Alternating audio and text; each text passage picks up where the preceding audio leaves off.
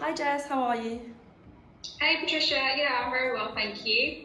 It's crazy to see how many people are using Zoom these days, especially since the pandemic, right? Yeah, definitely. And what would you say are some of the advantages of using it?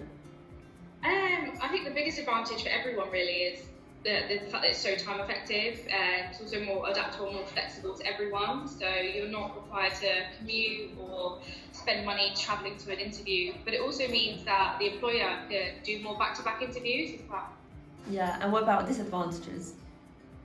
Some of the disadvantages I definitely think is it's not as personal as maybe going physically into an Mm. interview.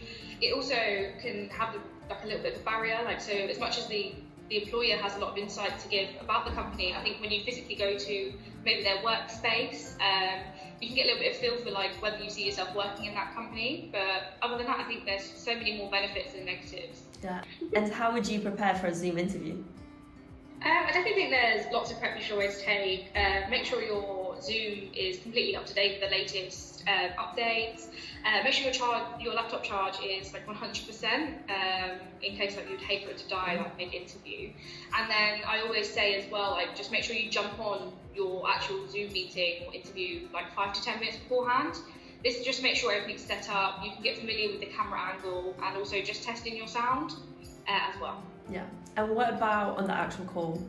What tips would you give Yeah. to someone?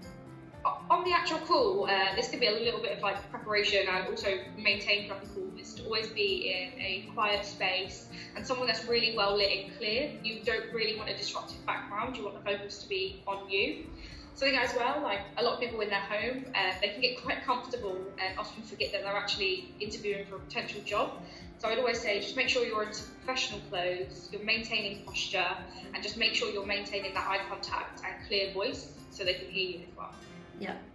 Thank you so much for sharing those tips. I'm sure they're going to be useful to a lot of people. Oh yeah, no worries. And also here at UMatter, we're a very big advocate for using Zoom to allow that flexibility for all of our candidates. So if you ever need any more advice or any help, please get in touch.